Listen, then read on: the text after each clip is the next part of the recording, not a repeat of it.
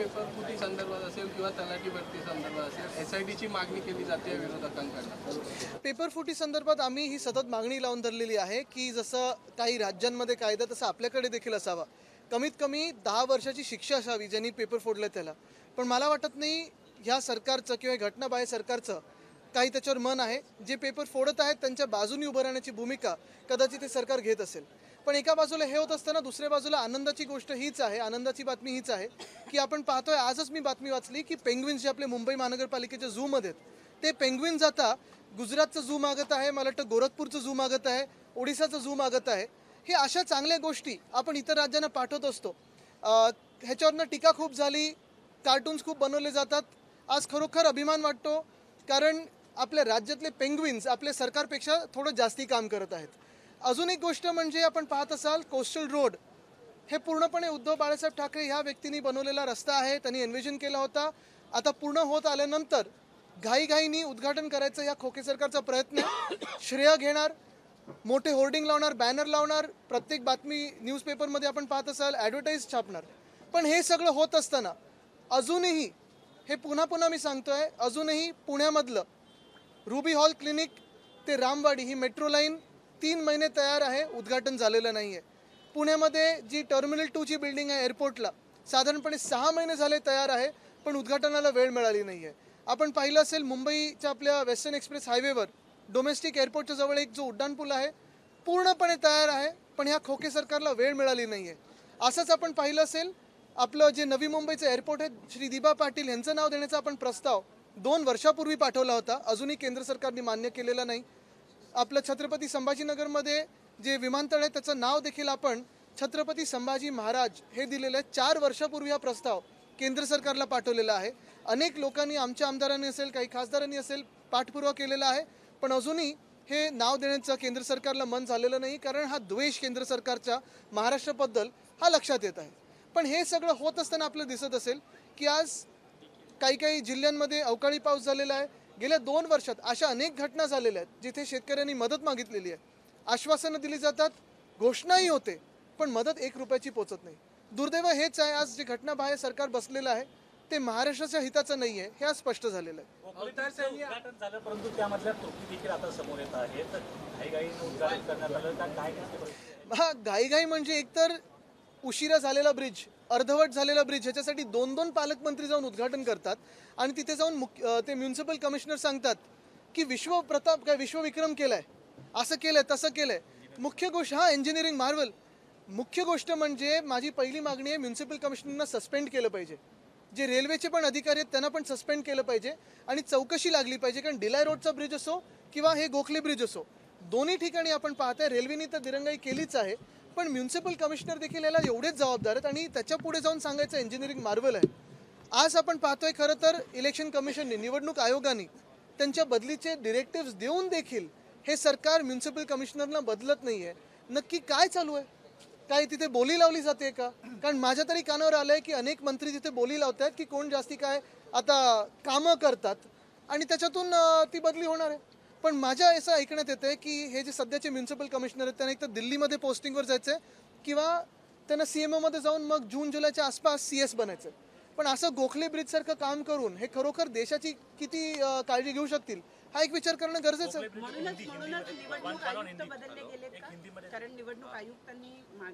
मला वाटतं जे नवीन निवडणूक आयुक्त आहेत त्यांच्याकडून अपेक्षा आहे, कारण आपण पाहिलं असेल गेले 1 वर्ष जे केंद्रीय निवडणूक आयुक्तालय आहे, इलेक्शन कमिशन, निर्वाचन सदन, ते इलेक्शन कमिशन असल्यापेक्षा एंटायरली कॉम्प्रोमाइज दिसलं आपल्याला। मग आमच्या बाबतीत असो, राष्ट्रवादी काँग्रेसच्या बाबतीत असो, आता एवढी तरी कॉम्प्रोमाइज करू नये त्यांनी की म्युन्सिपल कमिशनरच बदलणार नाहीत। अवतार सैनी यांचं अपघातात निधन झालंय पाम बीच रोडला, मला वाटतं दुर्दैवी आहे आणि खरोखर त्या रस्त्यावर असेल किंवा समृद्धी असेल किंवा मुंबई पुणे एक्सप्रेस असेल, खरोखर जे काही सजेशन्स किंवा सूचना येतात स्पीड कंट्रोलसाठी असेल किंवा सेफ्टीसाठी असेल ते लावले जातात का तिथे? गोखले ब्रिज पे आप कैसे देखते हो? एक डिफरेंस दिखाई दिया है गोखले ब्रिज जो बना है और बर्फी वाला ब्रिज पे, इंजीनियरिंग गैप है इसको बोल सकते हैं या BMC का रिस्पॉन्सिबिलिटी है, BMC इसमें रेलवे को रिस्पॉन्सिबल ये करे? मुझे लगता है कि म्युनिसिपल कमिश्नर को पहले तो सस्पेंड किया जाना चाहिए, रेलवेज की अथॉरिटी जो है उनको भी सस्पेंड किया जाना चाहिए और इंक्वायरी होनी चाहिए। लेकिन दुर्दैव यही है, दुर्भाग्यपूर्ण बात यही है कि अगर आपने देखा होगा तो जो म्युनिसिपल कमिश्नर इसको इंजीनियरिंग मार्वल कहते हैं, ये क्या वो लीनिंग टावर ऑफ पीसा बना रहे थे कि इसको इंजीनियरिंग मार्वल कह रहे हैं। अगर बर्फी वाला फ्लाईओवर और जो गोखले पुल है उसके बीच में 6 फीट का अंतर हो तो कुछ ना कुछ गड़बड़ है, ये लोगों को भी पता चल रहा है। एक तो ये ब्रिज लेट बनाया, फिर उसके बाद आधा अधूरा बनाया, दो जब पालक मंत्री जाते हैं और उसका अनावरण करते हैं तो ऐसी बात करना मुझे लगता है ये तो बदतमीजी हुई और इसलिए उनको सस्पेंड करना जरूरी है। लोकसभा जागा वाटपाचं अंतिम निर्णय होतोय महाविकास आघाडीचा, मात्र आता महायुतीमध्ये अडचणी येत आहेत। नारायण राणे ट्विट करतायत की भाजपसाठी सिंधुदुर्ग रत्नागिरीची जागा आहे, दुसरीकडे शिवसेना शिंदेगड सुद्धा या जागेवर आग्रही आहे। कसं बघताय याकडे? नाही काय की 32-12-4 असं काहीतरी मी ऐकलं होतं, त्यांचं समीकरण होतं। त्यानंतर मी ऐकलं की काही खासदार आहेत जे गद्दार गँगमधले आहेत, ते सांगतात नाही आमचा 18 वर जो आहे ते आम्ही लढणारच, 22 आम्ही लढणारच। मुळात असं आहे ना की हे एकमेकांसाठी सगळे भांडत आहेत, आम्ही लढत आहोत ते महाराष्ट्रासाठी लढत आहोत। जागा जिंकायच्या असतील तर कोणत्याही उमेदवाराला कोणत्याही पक्षातून लढायची तयारी ठेवली पाहिजे असं देखील भाजपचे पक्षश्रेष्ठी बोलत आहेत। म्हणजे किती पक्षातून अनेक उमेदवारांची अदलाबदल देखील केली जाणार आहे। विविध काय सगळं एक जर पाहिलं गेलं तर गद्दार गँग जे दोन्ही आहेत त्या खरं भाजपच्याच ए टीम बी टीम नाही, आता वाय टीम आणि झेड टीम किंवा असं काहीतरी आहे। आपण पाहत असाल ह्या सगळं म्हणजे पहिले ना तर प्रथम त्यांचा चॉईस, प्रथम नाही तर शेवटचा त्यांचा चॉईस हे आहे। मूळ गोष्ट हीच आहे, त्यांना सांगितलं कमळावर लढा तर ते टुपूक करून उडी मारून तिथे जातील। त्यांना खरोखर चॉईस राहिलाय का? तुम्हाला असं वाटतं का चॉईस राहिला? नाही राहिलं। आपलं सरकार असताना वसुलीचा जो आरोप एक करतो सरकार असताना sanction Maha Vista on the lines of Central Vista allocated more than rupees 7,500 crore to it. How do you look at it? The BJP is saying we are following on PM Modi's dream. If you see the state government, which is illegal, unconstitutional, the regime has completely messed up the state's finances. Like it's messed up the social condition, economic condition, and political condition in Maharashtra. Be it the Mahavista or today, what is shocking is I saw in the BMC's budget again, they've given 740 crores to deep cleaning for hiring tankers that are wasting water. Even though it's non-potable water, the issue is they're wasting water on the roads of Mumbai. I've put out a video on my Instagram. They're not watering the plants, they're not cleaning the roads, they're just pouring it blindly on the dividers. They've given 5,000 crores to MMRDA. It's the first time I'm hearing that the BMC is giving 5,000 crores to the MMRDA. Likewise, the Mahavista or whatever, if you see, I think every response of this unconstitutional regime is about contractors. Every response is contractor driven.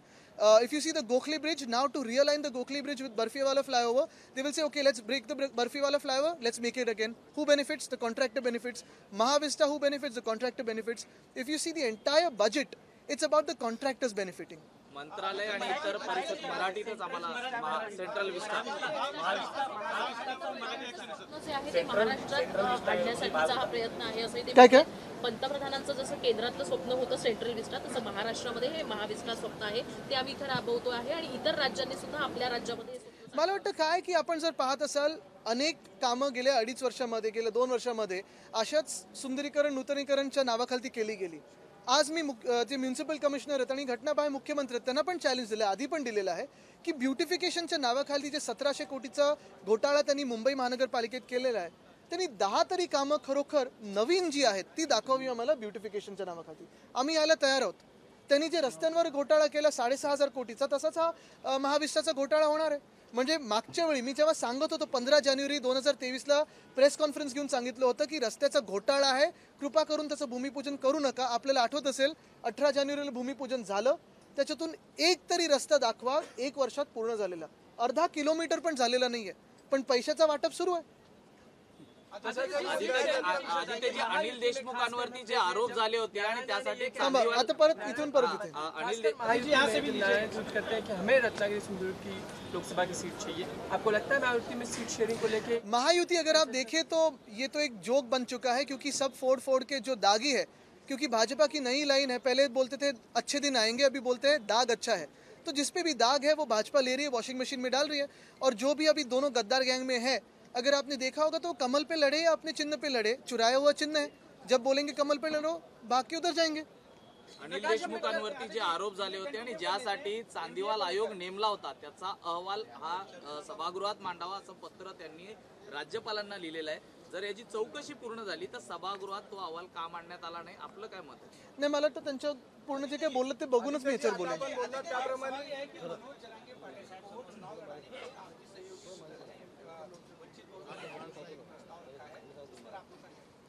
हम जो लड़ रहे हैं वो महाराष्ट्र करके लड़ रहे हैं, हमारे हित के लिए लड़ रहे हैं, हमारे राज्य के लिए लड़ रहे हैं, देश हित के लिए लड़ रहे हैं।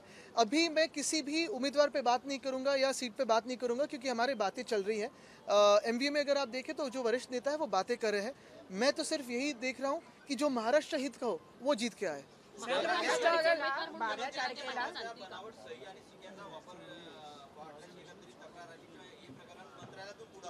काय बनावट मुख्यमंत्री आहेत, बनावट व्यक्ती आहेत, तर त्यांच्याकडून हेच होणार।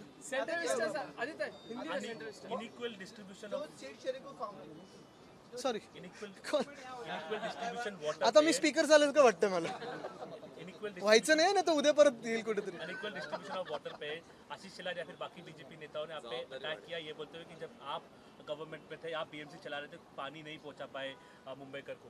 बिल्कुल मुझ पे ही अटैक करते हैं, क्योंकि उनको भी लगता है कि अगर कोई रोनाल्डो या मेसी फील्ड में आए तो उसको मार्क करना ज़रूरी होता है। तो डर अच्छा है, बात करते रहे।